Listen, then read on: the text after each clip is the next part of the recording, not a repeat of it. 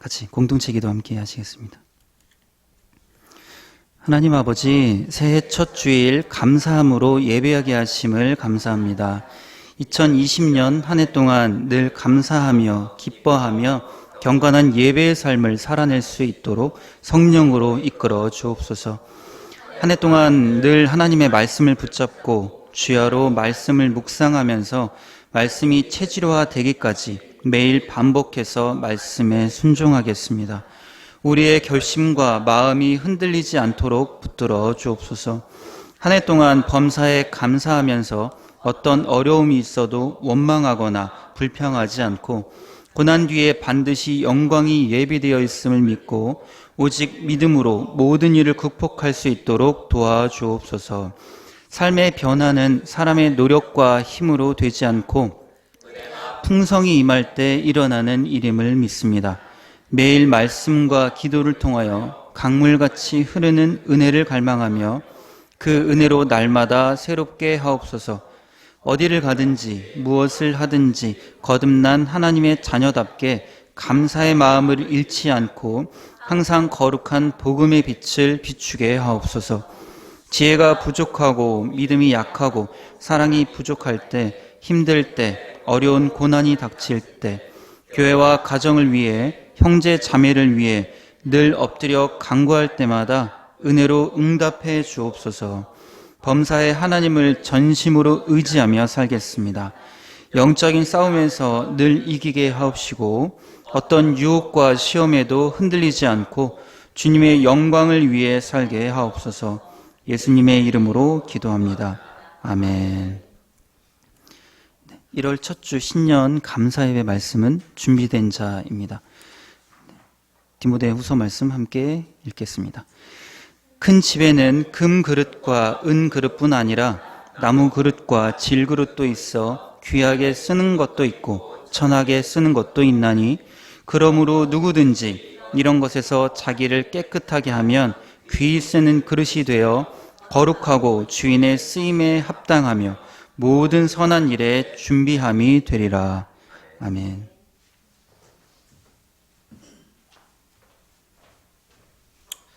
기도하겠습니다.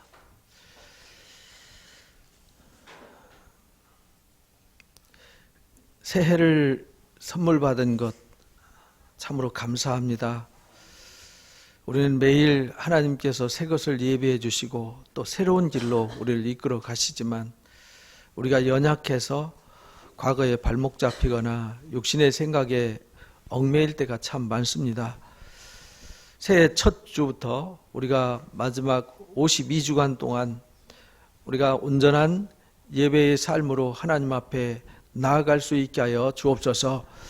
선한 길로 또 새로운 길로 영광의 길로 이끌어 가실 때 어떤 상황 속에서도 순종하는 마음 잃어버리지 않게 해주시고 간절함과 갈망하는 마음으로 늘 앞을 향해서 미래를 향하여 나아갈 수 있도록 인도해 주옵소서. 한 주 동안 우리가 또 새롭게 시작하면서 마음으로 다짐했고 마음으로 계획했고 준비했던 일들 하나님 이제 시작하고 있습니다. 1년 내내 흐트러짐 없이 한결같이 우리의 삶을 바로 세우고 건강하게 세우고 온전하게 세워서 2020년 한 해가 우리 새로운 20년을 살아가는 역사의 디딤돌이 되는 귀한 한 해가 되도록 인도해 주옵소서. 우리가 감사함으로 하나님 앞에 왔습니다. 우리의 감사 받아주시고 우리의 삶 전체를 받아주셔서 우리 삶의 고민과 아픔과 문제와 하나님 우리 마음의 가시와 우리 마음속에 하나님 부정한 것들이 있다면 다 뽑아주시고 다 치유해 주시고 새롭게 하여 주옵소서. 함께하지 못한 성도들이 있습니다. 기억해 주시고 늘 예배의 자세 잃어버리지 아니하고 항상 하나님 앞에서 살아갈 수 있도록 또 하나님 편에서 살아갈 수 있도록 이끌어 주옵소서. 오늘 이 시간 하나님의 말씀을 함께 나누고자 합니다. 보고 듣고 깊이 깨달아서 그 말씀이 우리의 삶의 능력이 되어지게 하시고 지혜가 되게 하시고 하나님의 말씀이 우리 길에 빛이요 등불이 되게 하여 주옵소서. 성령 하나님 이 시간 함께해 주시고 역사하심을 믿사오며 예수님의 이름으로 기도하옵나이다. 아멘. 감사합니다. 한 해를 시작하자마자 벌써 이제 한 주 지나가죠. 세월이 참 빠릅니다. 하나님께서 나는 알파와 오메가다. 시작과 끝이다. 나는 처음이고 나중이다. 이렇게 이제 계시록에 보면은 하나님 자신을 이렇게 소개해 주셨어요. 알파와 오메가가 된다는 얘기는 하나님이 모든 일을 시작하셨고 하나님이 모든 일을 끝내신다. 그 속에는 어떤 의미가 담겨져 있냐면 하나님이 모든 일을 계획하셨고 계획하고 준비한 대로 그 일을 다 완성시키신다. 우리는 작품 만들다가 실수하면 다시 만들기도 하고 뭔 일을 하다가 안 되면 다른 계획도 세우고 바꾸기도 하고 이렇게 수정을 하는데 하나님은 그런 일이 없으신 분입니다. 완전하신 하나님이 완전한 계획을 세우셔서 완전한 일을 하시는 거죠. 그러니까 하나님이 하시는 일에는 실패가 없고 실수가 없으신 것이죠. 그러니까 하나님이 시작하셨어요. 그리고 하나님이 끝내세요. 그 안에 이제 뭐가 있냐면 과정이라는 게 있잖아요. 근데 시작과 끝이 완전하기 때문에 과정도 완전하신 거예요. 그래서 하나님께서 모든 일을 계획하시고 준비하시고 일하신다. 그리고 우리를 그 계획하시고 준비하신 일에 우리를 부르셨잖아요. 계획하고 준비하신 일에 우리를 부르셨어요. 그러니까 우리는 그 준비된 하나님의 계획을 알아야 되고 그 준비된 하나님의 계획에 따라가는 사람이 돼야 되는 거죠. 그러면 완전하신 하나님처럼 우리도 완전해질 수 있는 것이죠. 그래서 우리가 이 세상에서는 불완전하기 때문에 이 세상이나 이 세상에 있는 것들을 사랑하고 의지하지 마라. 이사야서 2장 끝절에 보면은 코에 호흡이 있는 인생도 의지하지 마라. 그 수에 칠 가치도 없다. 이렇게 아주 단호하게 말씀을 하셨어요. 근데 우리는 세상에 있는 것들을 사랑하고 의지하고 보여지는 사람을 많이 의지하고 많이 기대는 존재란 말이에요. 근데 그렇게 하면은 우리가 실수하고 실패하고 실망하게 된다. 그러니까 눈에 보여지는 것 의지하지 마라. 진짜 우리가 기대고 의지하고 우리가 실수하지 않는 방법은 실수가 없으시고 완전하신 하나님을 바라보고 기대고 의지하고 따라가는 거다. 이렇게 가르쳐 주신 거예요. 그래서 오늘 신년 새해를 맞이해서 우리가 하나님이 준비하시고 일하시는 하나님이에요. 그러니까 우리도 뭐 해야 돼요? 준비해야 되는 겁니다. 그래서 우리가 그 부르심에 순종해서 하나님의 부르심에는 결코 후회하심이 없다. 로마서 11장에 보면은 이제 그렇게 결론을 내려줬어요. 많은 가르침을 가르쳐 주면서 하나님이 하신 일에는 후회하실 일이 없어요. 하나님 하시라는 거, 그거 참 실수했다. 내가 그렇게 하면 안 됐었는데. 이런 일은 없다. 그런 말이에요. 그러니까 우리가 하나님의 부르심에 순종해서 여기 나와 있으니까 이제 우리는 그 부르심에 합당한 자로 준비가 되어야 한다. 그래서 마태복음 24장 44절에 보면 예수님이 마지막 종말에 관한 말씀이에요. 마지막 종말 설교를 하시면서 하신 말씀입니다. 읽어봅니다. 이러므로 너희도 준비하고 있으라. 생각하지 않은 때에 인자가 오리라. 왜 준비가 필요하냐면 때가 있기 때문에 그래요. 갑자기 주님이 오시면 준비되어 있지 않으면 하나님의 나라, 우리 그동안 수고하고 그동안 살아왔던 모든 삶, 신앙 수고 다 말 그대로 꽝이 되는 거죠. 꽝. 어렸을 때 저희들 학교에 가면요, 문방구 앞에 이렇게 뽑는 게 있었어요. 떡볶이. 근데 돈 내고요, 탁 뽑으면은 그 꽝이 많았어요. 제일 기분 나쁠 때가 언제냐면 꽝이에요. 그러다가 풍선 하나 딱 나오면요, 그 풍선 불고 다니면서 참 잘 놀았거든요. 요즘은 그런 거 없죠. 요즘은 로또 하나요? 로또? 뽑기 요즘도 있나요? 이 뽑기는 영원한 놀이군요. 그 꽝이 참 서글펐어요. 그때 돈도 많지 않은데 1원 내고 가가지고 그거 했었거든요. 요즘 이런짜리 돈 존재하지도 않는데 있지만 없지요, 요즘은. 그래서 갑자기 오셨는데 우리가 준비되어 있지 않으면요, 이 꽝이 되는 겁니다. 이 꽝 인생이 되면 제일 불행한 것이죠. 그래서 누가복음 12장 47절에 보면 제자들을 불러놔 놓고 가르치는 교육이에요. 우리가 이제 마태복음에는 주님 가르쳐준 기도가 이제 산상설교에 나오잖아요. 근데 누가복음에는 감람산에서 가르쳤어요. 그래서 우리 감람산에 주기도문 교회 우리 다녀왔죠, 그죠? 거기가 이제 예수님이 주기도문 가르쳐 주셨던 그 자리입니다. 거기서 이제 70 제자들을 세워놓으시고 이제 누가복음 11장에 보면은 이제 기도에 대해서 가르치고 제자들한테 산상설교와 비슷한 말씀을 가르쳐 주세요. 마태복음 5장에서 7장까지 나오는 얘기가 여기 11장부터 12장 얘기에 이제 등장해요. 그때 가르쳐 주시면서 준비에 대해서 가르쳐 주셨어요. 항상 준비하고 있어야 된다. 어떻게 준비하냐면 혼인잔치의 주인이 종이 있는데 집을 지켜요. 근데 주인이 혼인잔치 집에 갔어요. 또 혼인잔치 집에 가면 언제 돌아올지 몰라요. 우리 결혼식도 요즘은 뭐 예식장에서 그냥 30분 만에 1시간 만에 땡 끝내버리는데 옛날에는 보통 우리도 결혼식 한 3일 했죠. 3일 했던 거 기억하시는 분이 없죠. 제 세대 저는 어렸을 때 봤어요. 3일간 결혼식을 했어요. 유대인들은 결혼식을 막 일주일씩 하거든요. 근데 그 결혼식에 갔다가 언제 올지 몰라요. 갔다가 하루 만에 올지 밤에 올지 낮에 올지 언제 올지 몰라요. 그러니까 이 종은 주인이 올 때까지 항상 깨어서 준비하고 주인이 한밤중에 두드리더라도 나가서 주인을 모실 준비를 하고 있어야 돼요. 이제 그 비유의 말씀을 가지고 가르쳐 주신 말씀이 12장 47절 말씀이 한번 읽어봅니다. 주인의 뜻을 알고도 준비하지 아니하고 그 뜻대로 행하지 아니한 종은 많이 맞을 것이요. 주인이 있는데요, 준비하지 않고 있어요.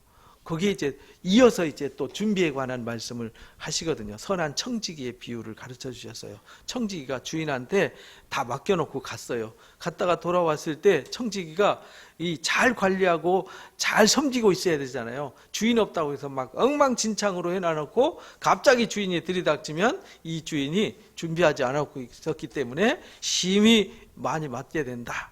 이렇게 가르쳐 주셨어요. 그만큼 준비가 중요하다. 그러니까 우리는 오늘 하루하루 살지만 그냥 닥쳐서 하루를 보내는 게 아니에요. 오늘 하루하루는 뭐 하는 날이죠? 준비하는 날입니다. 준비하는 날. 그런데 우리는 준비하는 날이라고 생각하고 사는 사람은 많지 않다는 사실입니다. 그래서 오늘 말씀을 통해서 무엇을 준비해야 되는가? 무엇을 준비해야 되는가? 오늘 2020년 우리가 이제 준비를 해야 되는데 한 해도 준비된 삶을 살아야 되고 또 준비하며 살아야 되는데 무엇을 준비해야 하는가? 첫 번째 읽어봅니다. 말씀의 체질화로 깨끗한 그릇이 되어야 합니다. 제일 먼저 준비해야 되는 첫 번째 준비가 뭐냐면요, 말씀으로 깨끗해지는 거예요. 이게 뭐냐면 말씀으로 체질화되는 거예요. 그래서 예수님이 말씀이 체질이 되어서 오셨죠. 말씀이 육신이 되어 우리 가운데 완전한 하나님의 아들로 이 땅에 오셨어요. 그러니까 우리도 이 땅에 살면서 오늘 하루하루 지나가는 그냥 흘러보내는 날이 아니에요. 대부분의 사람들이 그냥 흘러 지나 보내는, 쉽게 말하면 오늘 소중한 이 가치를 무용지물로 만들어버리는 거죠. 그냥 흘러서 가치 없는 것으로 만들어요. 근데 우리는 그것이 아니라 하나님의 말씀으로 체질화해야 된다. 체질화한다는 얘기는 예수님처럼 완전해져야 된다. 완전해진다는 말은 깨끗해져야 된다.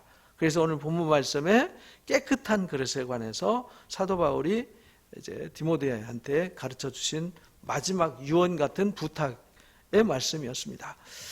그래서 요한복음 15장 4절에서 5절에 보면 예수님이 포도나무 비유를 가르쳐 주셨어요. 한번 읽어봅니다. 내 안에 거하라. 나도 너희 안에 거하리라.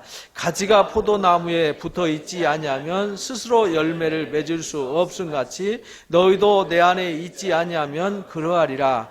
나는 포도나무요 너희는 가지라. 그가 내 안에 내가 그 안에 거하면 사람이 열매를 많이 맺나니 나를 떠나서는 너희가 아무것도 할 수 없음이라. 가지와 나무의 관계란 말이에요. 가지와 나무가 붙여져 있으면 이 가지와 나무는 같아요? 틀려요? 같은 거죠. 같은 것을 공급받아서 하나가 되는 겁니다. 로마서 11장에 보면은 돌 감람나무인 우리가 참 감람나무에 뭐가 된 거죠? 접붙여졌어요. 접붙여지면은 참 감람나무가 돌 감람나무 열매를 맺는 게 아니라 참 감람나무의 진액을 공급받아서 참 감람나무로 하나가 되는 거죠. 그래서 참 감람나무의 열매를 맺게 되는 거예요. 우리가 가지예요. 그럼 주님, 포도나무이신 주님에게 붙여졌어요. 그러면 주님과 내가 하나가 되는 거예요. 하나가 됐다는 말은 내가 주님의 체질로 바뀌었다 이런 말입니다. 주님의 체질로 바뀌었다. 그래서 우리는 세상의 죄에서 세상 사람인 이방 사람인 하나님과 상관이 없는 죄의 종이었던 우리가 하나님의 부르심으로 그리스도 안으로 옮겨졌어요. 그래서 그리스도와 하나가 된 거죠. 너희가 내 안에, 내가 너희 안에 거한다.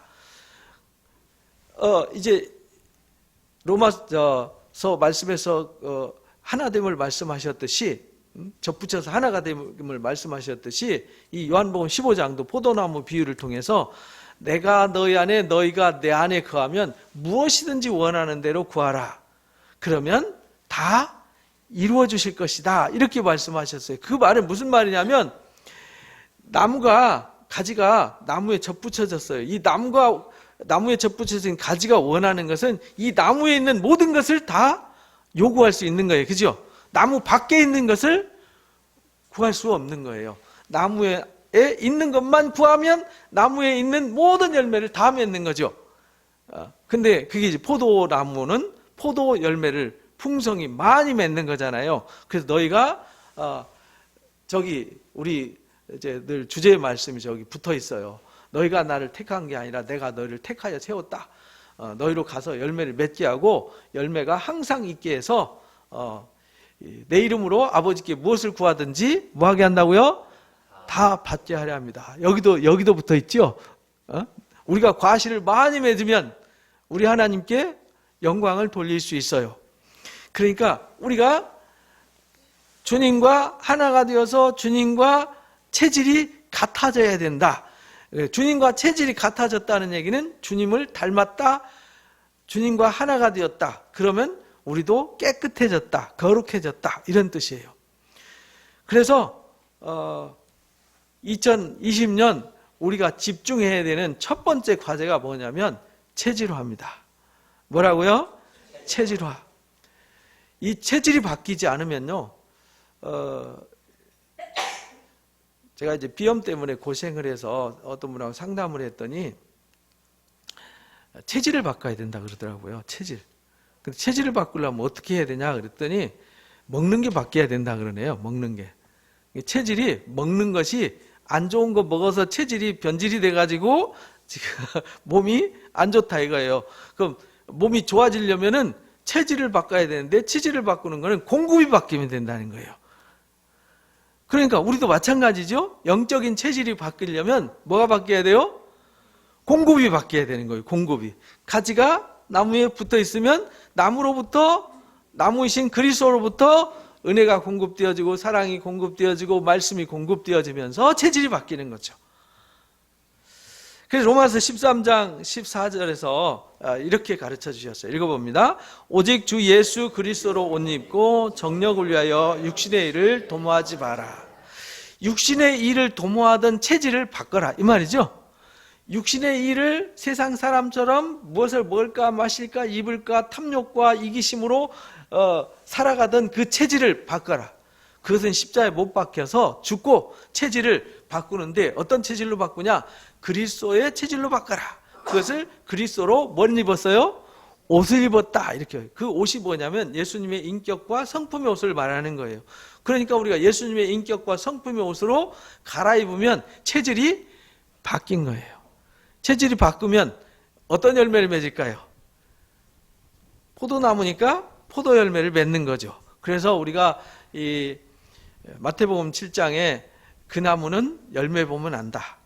가시나무에서 포도나무 열매, 감람나무 열매를 맺을 수는 없잖아요.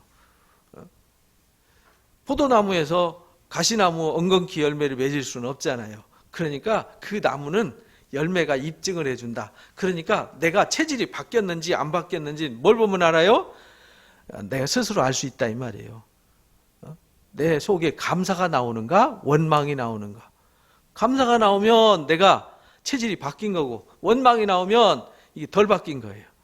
아직 완전하게 접붙여지지 않은 상태가 된다는 것이죠. 그래서 계시록 19장에도 마지막 결론 말씀이잖아요. 19장 7절 8절 말씀도 이렇게 말씀하셨어요. 읽어봅니다. 우리가 즐거워하고 크게 기뻐하며 그에게 영광을 돌리세. 어린 양의 혼인 기약이 이르렀고 그의 아내가 자신을 준비하였으므로 그에게 빛나고 깨끗한 세마포 옷을 입도록 허락하셨으니 이 세마포 옷은 성도의 옳은 행실이로다 하더라.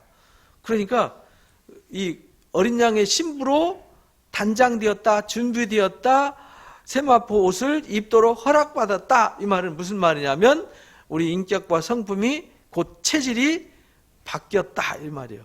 체질이 바뀐 사람만 주님을 신랑으로 영접해서 주님과 하나가 된다는 얘기잖아요. 체질이 다르면 하나가 될 수 없는 거예요. 하나님의 나라를 우리가 상속한다는 말은 체질이 바뀌어서 하나님의 나라의 체질과 내가 이 땅에 사는 이 나의 삶의 체질이 같아야 그 나라를 상속할 수 있다 이런 말이에요. 그러니까 성도들의 옳은 행실이 뭐냐면 체질이 바뀌어서 그 바뀐 체질로 살아내는 삶의 열매, 이게 행실이잖아요. 그러니까 2020년 우리가 뭐든지 잘 되게 하는 일, 좋은 열매 맺게 하는 일, 근본은 뭐부터 해야 된다고요? 체질을 바꿔야 된다. 그래서 골로새서 3장 12절 14절에서도 바울이 이렇게 가르쳐 주셨어요. 읽어봅니다. 너희는 하나님의 택하사 거룩하고 사랑받는 자처럼 긍휼과 자비와 겸손과 온유와 오래 참음을 옷 입고 누가 누구에게 불만이 있거든 서로 용납하며 피차 용서하되 주께서 너희를 용서하신 것 같이 너희도 그리하고 이 모든 것 위에 사랑을 더하라. 이는 온전하게 매는 띠니라. 여기서 이제 옷 입는데 어떤 옷을 입냐면 하나님이 택하사 거룩하고 사랑받는 자처럼 예수님처럼 이 말이에요. 예수님처럼 우리가 체질이 뭘로 바뀌어야 되냐? 남을 원망하고 비난하는 성품이 아니라 긍휼의 성품으로 남을 험담하고 헐뜯는 것이 아니라 자비와 긍휼을 그다음에 겸손을 온유를 오래 참음을 옷 입어야 된다. 이거는 성품이 변화돼야 된다 이 말이죠. 성품이 체질화되어야 한다. 그러면은 체질화되면은 우리가 남을 용납할 수 있다. 주님이 우리를 용서한 것 같이 우리도 용서할 수 있다. 그러니까 체질이 안 바뀌었기 때문에 용서를 못하는 거죠. 어떤 분한테 제가 싸운 사람한테 화해를 해주기 위해서 신방을 갔어요. 부부싸움한테. 그래서 서로 용납하시라고 서로 사랑해서 결혼한 거 아니냐고 주님 사랑하듯이 그 에베소 있지 않냐고 교회는 주님을 섬기듯이 남편을 존경해야 되고 또 남편은 아내 사랑하기를 주님이 교회를 위해서 자신의 몸을 준 것처럼 생명을 던진 것처럼 그렇게 사랑하라고 하지 않았냐 그랬더니 왜 나만 사랑해야 돼요? 저는 용납이 안 돼요 막 이러더라고요.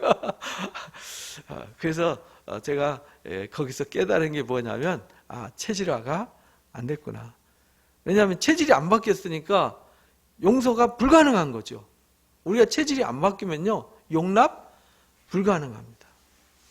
긍휼 절대로 긍휼이 나오지 않아요. 겸손 불가능해요. 안 됩니다. 오만하고 교만하죠. 이기적이고 탐욕적이 되는 것입니다. 체질이 바꿔야 되는 거예요. 체질이 바뀌면 자동으로 감사가 나와요. 자동으로 긍휼이 쏟아져 나와요. 자동으로 겸손해져요. 자동으로 온유해져요. 그건 온유해야지. 난 온유할래. 올해는 내가 온유해야지. 애쓴다고 안 돼요. 왜? 체질이 아닌 것을. 그래서 디모데후서 오늘 본문 말씀에 그릇이 있다. 그릇. 우리는 그릇이다. 이렇게 말하죠. 금그릇도 있고 은그릇도 있고 나무그릇도 있고 질그릇도 있다. 그러니까 그릇은 다양하다는 거예요. 누구는 이 말은 무슨 말이냐면 누구는 잘생기고 멋있고 똑똑하기까지 하고 거기다가 능력과 실력까지 갖췄어요. 그런 사람도 있으면 우리 흔히 되게 기분 나쁜 사람 이렇게 말하잖아요. 나는 가진 것도 없고 못생긴 데다가 키도 작고 또 재능도 없고 하여간 갖춘 게 없는데 보니까 잘생겼어. 키도 커. 돈도 많아. 실력도 많아. 머리도 좋아. 막 이러면 옆에 있으면 기분 나쁘잖아요. 근데 하나님의 나라는 그거하고 아무 상관이 없다. 누구는 그런 금그릇일 수 있고요. 누구는 은그릇일 수 있고 누구는 지그릇일 수 있어요.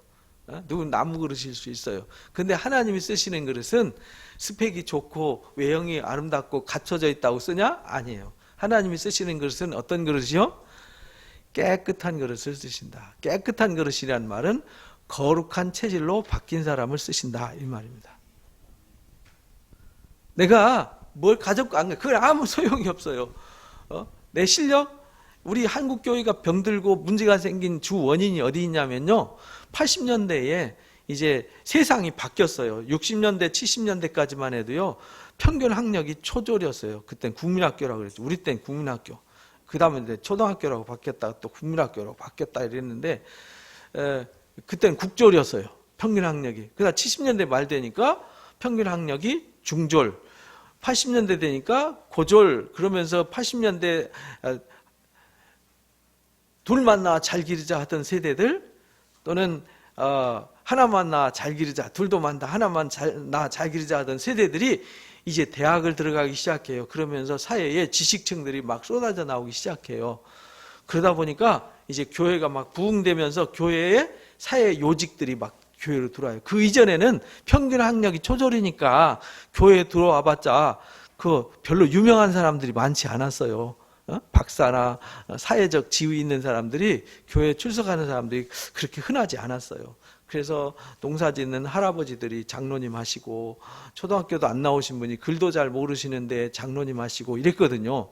그런데 이제 연봉도 많이 받고 막 이제 사회적 지위도 높고 똑똑하고 이런 사람들이 들어오니까 그런 사람들을 준비도 안 된 상태에서 장로를 시키고 안수집사를 시키고 권사를 세우고 목사를 세우고 이렇게 했어요. 그러니까 뭐가 준비 안 된 거죠? 체질화가 안 된 거죠. 거룩한 깨끗한 그릇으로 준비 안 된 사람들이 교회를 점령하기 시작해요. 그러다 보니까 교회끼리 분쟁하고 싸우고 막 교회가 법정 투쟁을 하고 요즘 그러잖아요. 지금 한국 교회가 왜 그러냐?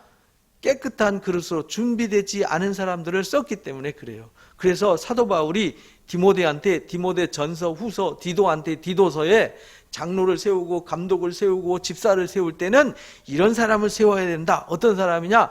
깨끗한 그릇을 써라. 이렇게 가르쳐 주셨어요. 그래서 이 디모데 후서 2장 말씀도 어떤 말씀이냐면 그 당시에 부활을 부정하는 사람이 있었어요. 그런 사람들이 막 언쟁을 하고 교회 안에 논쟁하는 사람들이 있었어요. 똑똑하니까. 공부 많이 하고 실력이 있고 똑똑하니까 그들이 교회 안에 혼란을 일으켰어요. 그러니까 야 교회 안에 똑똑하다고 인재라고 직분을 주고 교회 사역자로 세우지 마 이런 말이거든요. 그런 사람 세우면 교회가 엄청 복잡해져. 어떤 사람 써야 되냐? 비록 초등학교밖에 안 나왔고 가진 거 없고 못났어도 깨끗한 그릇을 써야 돼. 이렇게 가르쳐 주셨어요. 어떤 그릇이요? 교회는요 사회가 아니에요. 여기는 세상에서 스펙 가진 사람을 사역자 세우는 데가 아니에요. 교회는 거룩한 사역을 하는 곳이기 때문에 깨끗하게 뭐한 사람들? 준비된 사람들, 곧 체질화된 사람들을 쓰는 곳이다 라고 가르쳐 주신 거예요. 그러니까 우리가 하나님 앞에 쓰임 받으려면, 세상에서요 하나님 앞에 쓰임 받으면 들어가도 복을 받고 나가도 복을 받게 돼 있어요. 그러니까 우리가 하나님 보시기에 쓰시기에 합당한 자가 되려면 어떻게 해야 되냐? 체질화가 되어야 한다. 2020년 여러분들은 체질을 바꾸시기 바랍니다. 예수님의 체질로 바꾸시고 예수님과 하나 된 체질이 되시면요, 여러분들이 무엇을 구하든지 다 받는다라고 말씀하셨습니다. 두 번째 읽어봅니다. 준비가 잘 되어가고 있는지 늘 점검해야 합니다. 이 점검이 필요해요. 근데요, 점검해야 된다, 준비해야 된다는 거, 체질이 바뀌어야 된다는 거, 체질화돼야 된다는 거 알고 있어요. 근데 잘 안 되잖아요. 공부도요, 체질이 있어요. 그죠?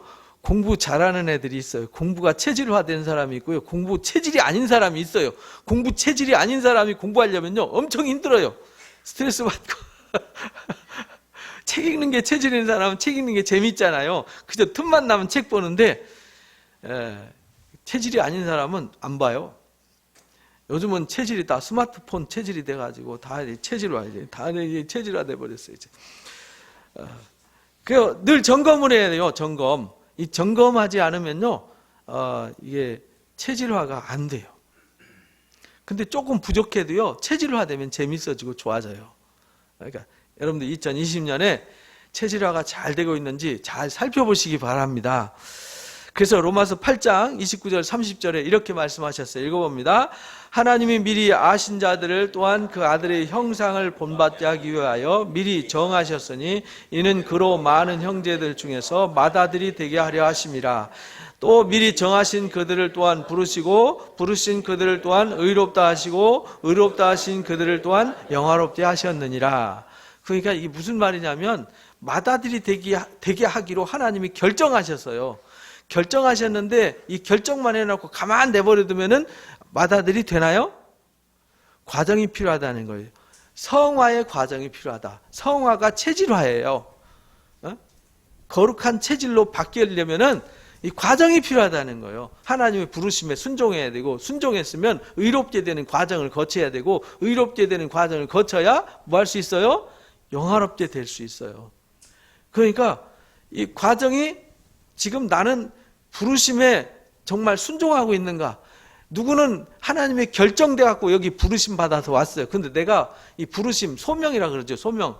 부르심이 없는 사람이 있어요. 그냥 끌려서 내가 교회 왜 왔지? 여기 내가 왜 앉아있지?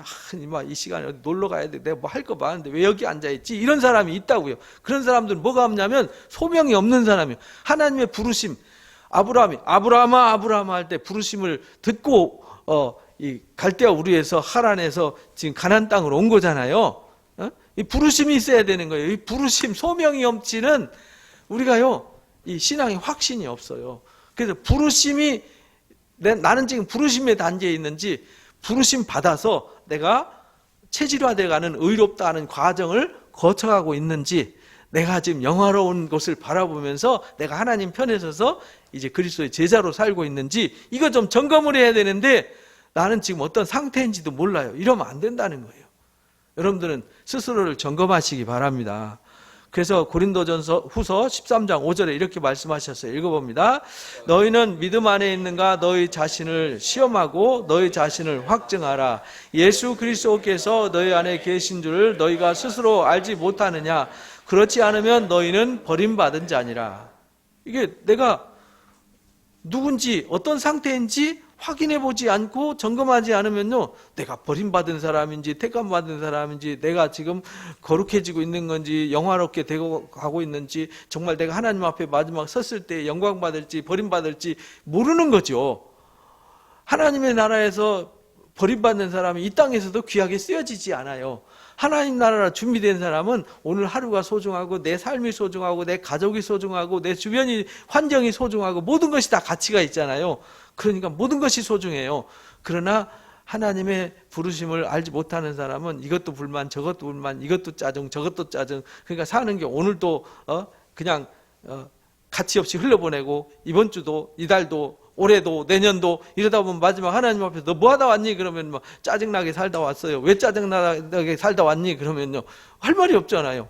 그래서 우리가 예수님이 비유에 말씀하실 때 그 왕의 잔치 비유에서 말씀하셨잖아요.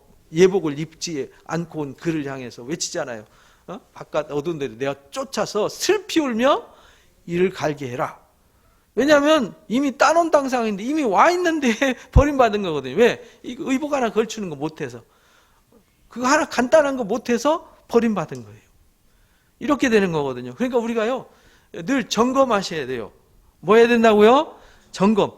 그래서 점검하는 시간이 이 예배 시간이에요. 이 주일이 왜 중요하냐면 주일마다 여러분들이 와가지고 여러분들을 점검하셔야 돼요. 그리고 예배 마치고 우리 뭐 하죠? 소그룹 하잖아요. 소그룹을 무슨 지식 자랑하고 뭐 나 푸념하기 위해서 하는 게 아니에요. 서로를 말씀으로 준비가 되어가고 있는지 나는 어떤 상태인지 서로를 뭐 하는 거예요? 돌아보고 점검하는 시간이 소그룹이에요. 그리고 여러분들이 양육 모임이나 또는 가족 모임 뭐 했느냐? 가족 모였는데 가족끼리 막 서로 싸움하라고 모이는 게 아니라 서로를 격려하고 서로를 위로하고 서로를 돌아보라고 가족끼리 모이는 거예요. 그래서 가족이 알콩달콩 은혜로 알콩달콩 하면 체질화가 된 거예요. 모였다 하면 싸워 이러면 이제 체질이 안 바뀐 거예요. 모였으면요 서로 정말 오선도선 서로 위로해주고 격려해주고 찬송하고 예배하고 말씀 나누고 감동 나누고 이러면요 이미 거룩한 체질로 깨끗하게 바뀐 거잖아요. 근데 모였다 하면 갈등하고 모였다 하면 퉁퉁퉁퉁퉁퉁 하면요 체질이 안 바뀐 사람들이 많이 있는 거예요. 그러니까 내가 먼저 체질이 바뀌고 내 가족들을 어떻게 해야 돼요? 체질을 바꿔야죠. 바꾸는 일을 해야 돼요.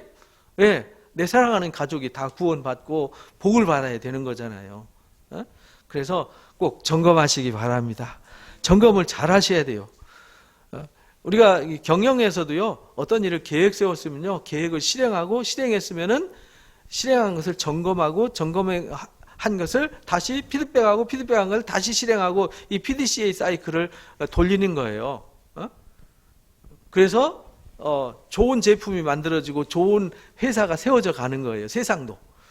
근데 우리도요. 우리 신앙도 이 제대로 돌아가고 있는지, 내가 지금 바른 진리의 길로 가고 있는지, 진짜 진리의 길로 인도받고 있는지 점검을 해야 되지 않습니까? 진리의 성령이 우리를 진리 가운데 인도한다 이렇게 말했는데 진리의 성령을 만나서 내가 진리 가운데 인도받는지 안 받는지도 모르고 내가 곁길로 가고 있으면 너무 멀리 가 있으면 큰일이잖아요.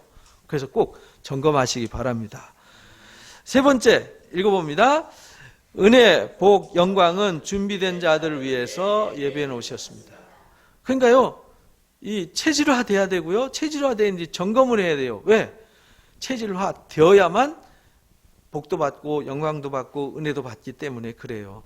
근데 저나 여러분이나 하루 살아가는데 그냥 얼떨결에 사는 것 같잖아요. 근데 뭔가에 내가 열심히 훈련되고 있어요. 그죠? 여러분 자신도 모르는 사이에 어떤 것에 체질화 되어가고 있어요. 넷플릭스에 체질화 되면 큰일 납니다. 밤을 새우죠. 넷플릭스 보다 보면 이제 시리즈로 보다 보면 밤을 새워요. 그러면 이제 다 못 본 거 그 다음날 또 봐야 돼요. 그러면 아무것도 못 해요. 요즘 이제 넷플릭스 시대가 돼가지고. 그런데 체질화되면 안 돼요. 스마트폰에 체질화되면 안 돼요. 막 매사에 스마트폰 띄워놓으면 아무것도 못 해요. 요즘 애들도 그러더라고요. 애들도 식당에 가서 이렇게 보니까 이제 3개월 된 애기도 스마트폰 주면은 가만히 스마트폰 하더라고요. 그래서 제가 야 3개월짜리도 스마트폰 체질화 되는구나. 식당에도 애들 편안하게 밥 먹으려면은 만화 영화 딱 틀어놔주고 딱 보면요 부모님들은 아무 신경 안 쓰고 밥 먹더라고요. 옛날에 저는 애들 키울 때 식당에 가서 아주 우리 아들내미가 하도 식당을 날아다니고 뛰어다녀서 식당에 가면 밥을 못 먹고 그냥 나왔어요. 근데 요즘은 스마트폰이 딱 발목 잡아놓고 밥 아주 따뜻하게 먹게 하시더라고요. 그럼 어려서부터 그 스마트폰 체질화되면 안 돼요. 이게 세상에 나도 모르는 사이에 어떤 것에 체질화 되어가고 있어요. 뭔가에. 지금 여러분 하루 일과를 보세요. 일주일 일과를 보세요. 무엇에 체질화 되어가고 있습니까? 무엇에 체질화 되어가고 있는가? 이거 보셔야 돼요. 정말 말씀을 읽는 체질화가 되시기 바랍니다. 말씀을 안 읽으면 목에 가시가 돋고 눈에 그냥 따가워서 견딜 수 없게 만들어야 돼요. 좀이 쑤셔서 견딜 수 없도록 말씀을 읽는 체질이 되시기 바랍니다.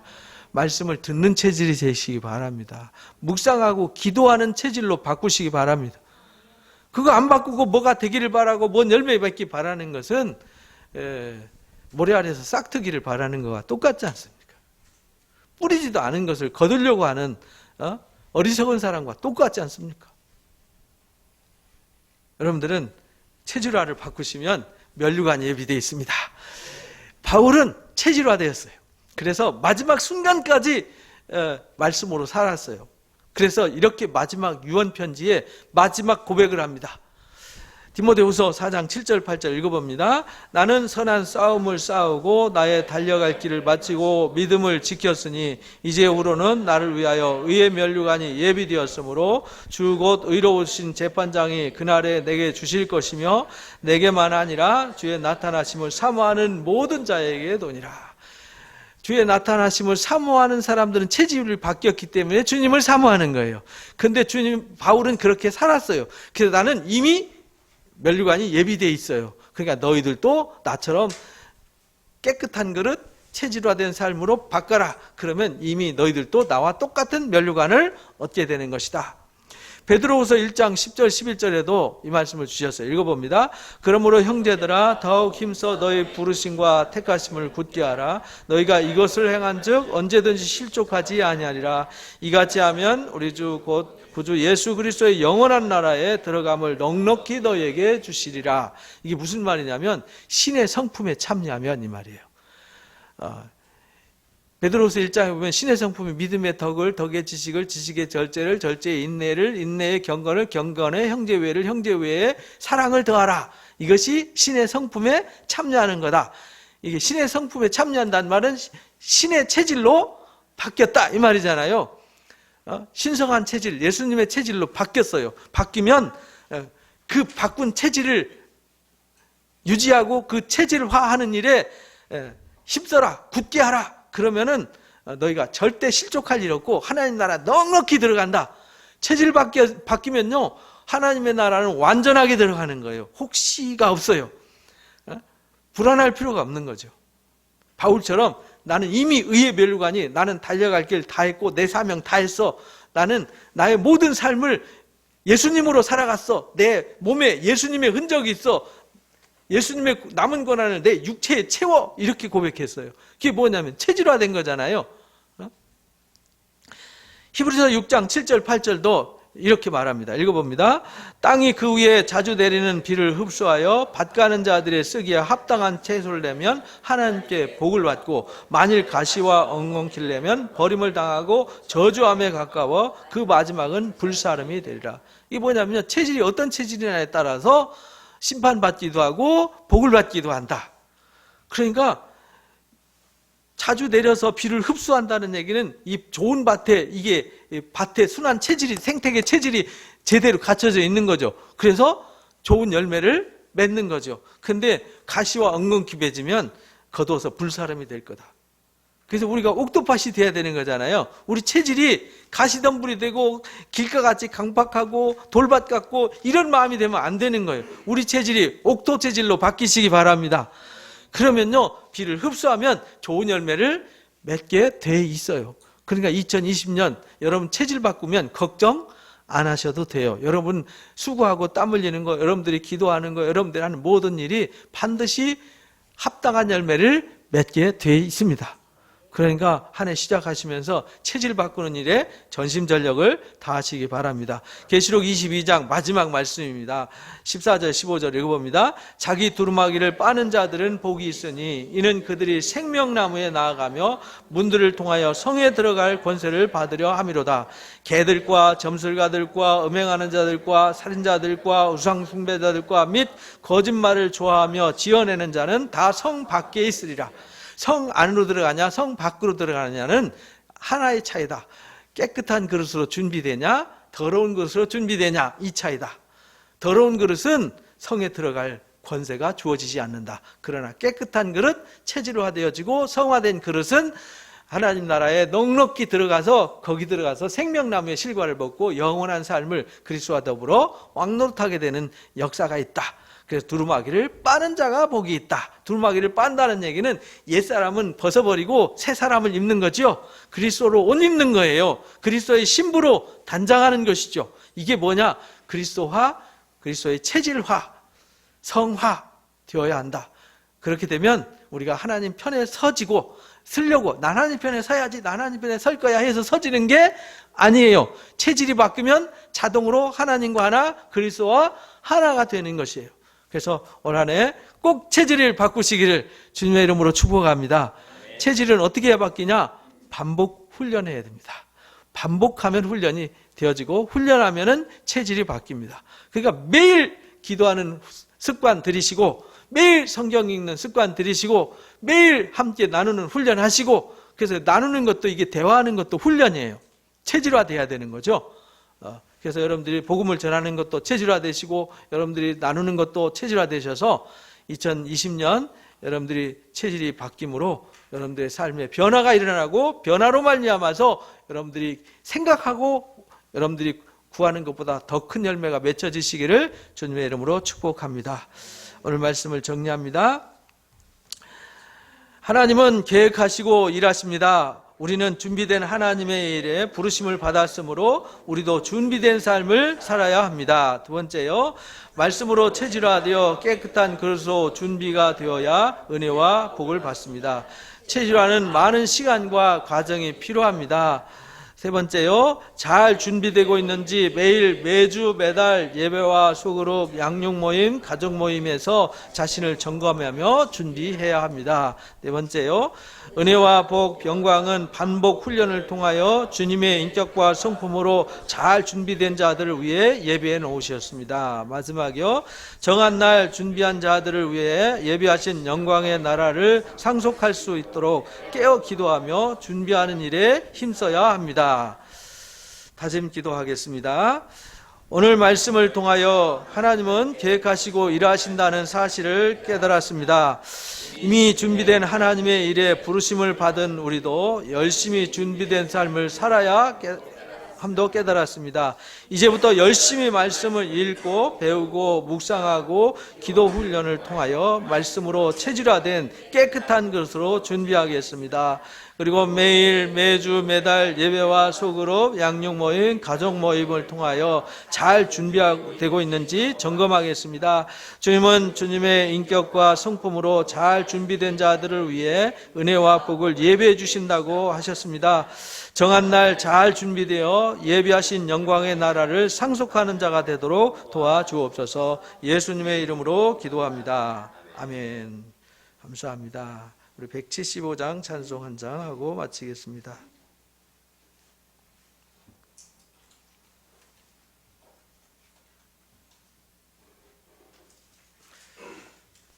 기도하고 마칩니다. 귀한 시간 말씀으로 영적 일깨움 주시니 감사하고 감사합니다. 우리가 고민이 있고 문제가 되는 것은 체질이 바뀌지 않았기 때문입니다. 하나님 아버지, 2020년 한 해 동안 예수님의 체질로, 하나님의 신성의 체질로 변화되는 한 해가 되게 해 주옵소서. 열심히 매일 훈련하겠습니다. 연단 받아서 습관화 될 때까지, 체질화 될 때까지 우리가 반복해서 성경을 읽고 묵상하고 기도하고 또 서로 사랑을 나누고 대화하는 훈련을 열심히 할 때 온전한 체질로 변화를 이루게 하여 주옵소서. 체질화가 되면 자유가 주어지고 기쁨이 선물되어지고 감사가 선물되어짐을 믿습니다. 하나님, 그래서 올 한 해 동안 기쁘고 감사한 일과 참 자유와 평안이 넘치는 2020년 한 해가 되게 해 주옵소서. 지금 우리 주 예수 그리스도의 크신 은혜와 우리 아버지 하나님의 놀라우신 사랑하심과 보혜사 진리의 성령님의 교통 인도하심이 준비된 자로 체질화되기를 원하는 우리 사랑누린교회 성도들 머리 위에, 또 이들 가정 위에, 이들 일터 위에, 이 나라 민족 위에 지금부터 영원토록 함께 하시기를 간절히 축원하옵나이다. 아멘.